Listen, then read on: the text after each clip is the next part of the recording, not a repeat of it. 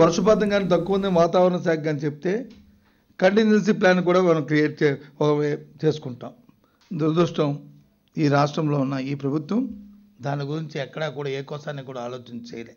గత సంవత్సరం ఈ రాష్ట్రంలో ప్రభుత్వం లేదు, గవర్నర్ పరిపాలన ఉంది. ఆ నేపథ్యంలో కూడా ఆ రోజు ఈరోజున్న ప్రధాన ముఖ్య కార్యదర్శి ఐవారి కృష్ణారావు గారి నేపథ్యంలోనూ ఎస్ఎల్బిసి మీటింగ్ జరిగింది. రాష్ట్రంలో ఎంత పంట రుణాలు కావాలో ఏర్పాటు జరిగింది. ఏ రంగాలకి ఎంత కేటాయింపులు చేయాలో నిర్దేశించింది. ఆ కార్యక్రమాన్ని చేశారు. మరి ఈరోజు పాపులర్ గవర్నమెంట్ వచ్చింది, ముఖ్యమంత్రి చంద్రబాబు నాయుడు గారి నాయకత్వంలో ఇవాళ ప్రభుత్వం వచ్చింది. ఆ రోజు ప్రతి సంవత్సరం కూడా మే నెలలోనే దీని మీద కార్యక్రమం మీటింగ్ సమావేశం జరిగేది. రాబోయే సంవత్సరానికి నిర్దేశాలన్నీ కూడా నిర్దేశించేవారు. ఆ ప్రకారం కార్యక్రమాలు జరిగేవి.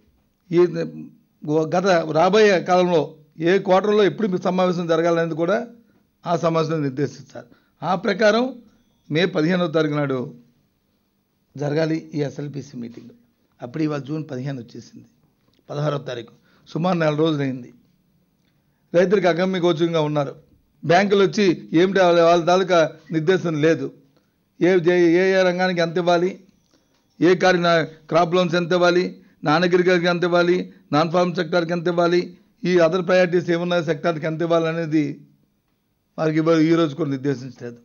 నేను అడుగుతున్నాను అసలు ఈ ప్రభుత్వాన్ని, మీకు రైతుల పట్ల ఏం చిత్తశుద్ధి ఉందా? వ్యవసాయం పట్ల మీకు ఏమైనా ఆలోచన ఉందా? వ్యవసాయ విధానాలు మీకు అసలు తెలుసా? రైతుకి ఎప్పుడైతే అవసరమైనది? గత 2 నెలల కాలమైంది. రోజు సమావేశాలు పెడుతున్నారు చంద్రబాబు నాయుడు గారు. ఒక ప్రజలకు సంబంధించిన విషయాల మీద కాదు, ఆయన వ్యక్తిగత లాభం కోసం, వ్యక్తిగత స్వార్థం కోసం, రాజకీయ లబ్ధి కోసం, రాజకీయ వ్యాపారాల కోసం చేస్తున్న కార్యక్రమాల కోసం మీటింగ్ సమావేశాలు పెడుతున్నారు. నిన్న పెట్టారు, మొన్న పెట్టారు, అటుమొన్న పెట్టారు, అంతకుముందు పెట్టారు. ఎవరితోని? డీజీపీతోని, ఏసీబీ డీజీతోని, ఇంటెలిజెన్స్ డీజీతోని, పోలీస్ అధికారులతోని కార్యక్రమాలు పెడుతున్నారు. అత్యవసర సమస్యలు పెడతారు ముఖ్యమంత్రితో, మంత్రులతో, వాళ్ళ క్యాబినెట్తో. కానీ రైతుల సమస్య మాత్రం ఏదైతే రాష్ట్రానికి అత్యవసరమైన సమస్య ఏదైతే ఉందో ఆ సమస్య గురించి ఎక్కడా మాట్లాడట్లే. ఎంతసేపు వ్యక్తిగత ఆలోచనతో, వ్యక్తిగత స్వార్థం కోసం మాట్లాడుతున్నారు. నీ నోటు ఓటు కేసు తగు, అది రాజ్యాంగం చట్టం ఇటు ఆలోచిస్తాయి. అసలు ఈ రాష్ట్రంలో పరిపాలన ఉందా? ఈ రాష్ట్రంలో ప్రజాప్రభుత్వం ఉందా? ప్రజలతో ఎన్నుకోబడిన ప్రభుత్వం ఉందా? ప్రజలకు ఇచ్చిన మాటను ఏమో ఆలోచన చేశావు అని వైఎస్ఆర్సీపీ పార్టీ ఇవాళ చంద్రబాబు నాయుడిని ప్రశ్నిస్తున్నాం. గత సంవత్సరం ప్రతి సంవత్సరం కూడా మనం నిర్దేశిస్తాయి లెక్కలు. ఏ సంవత్సరం అచీవ్మెంటు ఎంత, టార్గెట్ ఎంత, అచీవ్మెంట్ ఎంత. అగ్రికల్చర్ రుణాలకు ఇచ్చే, వ్యవసాయ పంట రుణాలకు ఇచ్చేవి నిర్దేశిస్తాయి. గత 10 సంవత్సరాలు 12 సంవత్సరాల కాలంలో ఈ రాష్ట్రంలో ఎప్పుడు కూడా ఒక 100 రూపాయలు రైతుల కోసం కేటాయించి పంట రుణాలు ఇవ్వాలనుకుంటే 110 రూపాయలు, 130 రూపాయలు, కనీసం 10% నుంచి 30% వరకు టార్గెట్ని మించిపోయి అచీవ్మెంట్ జరుగుతుంటాయి ఇప్పుడు కూడా. దురదృష్టం గత సంవత్సరం 13-14 గత సంవత్సరంలో 14-15 సంవత్సరంలో మన రాష్ట్రం విడిపోయిన తర్వాత మన తాలూకా టార్గెట్ చూస్తే 50,000 కోట్ల రూపాయలు మన టార్గెట్. 56,019 కోట్ల రూపాయలని టార్గెట్గా నిశ్చయించడం జరిగింది. 56,000 కోట్లు. అచీవ్మెంట్ చూస్తే 40,000 కోట్లు 500, అంటే సుమారు 16,000 కోట్ల రూపాయలు తక్కువ బ్యాంకు రుణాలు ఇచ్చాయి.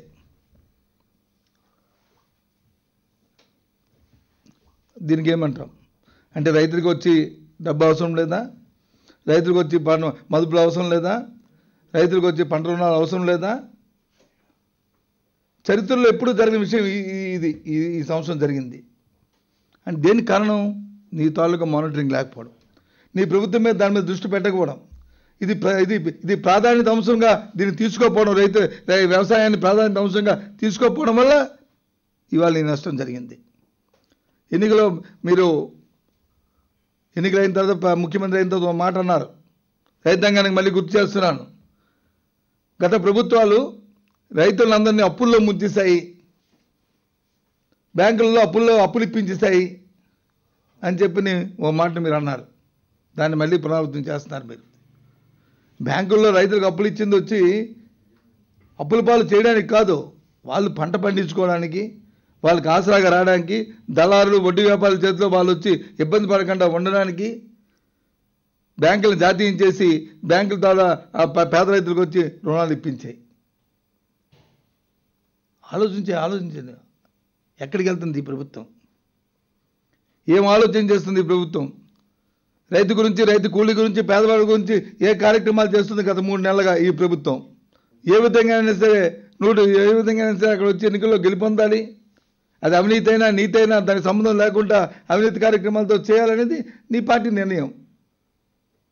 ఆ నిర్ణయాలు చేసి ఆంధ్ర రాష్ట్ర ప్రజలు ఎందుకు అధోగత్వాలు చేస్తావు? ఎందుకు తలవంపులు తీసుకొస్తావు? కేంద్ర ప్రభుత్వం దాన్ని అడ్డుకుంటుందా? ఆ సాహసం చేస్తుందా? హరిహర బ్రహ్మాదులు అడ్డమచ్చిన, నీ తాత జేజమ్మలు అడ్డమచ్చిన, 1 కోటి మంది చంద్రబాబు నాయుడు కొంగ జపాలు చేసిన మీ కండ్ల ముందే పాలమూరు ప్రాజెక్టు కట్టి చూపిస్తాను నేను మనవి చేస్తా ఉన్నా.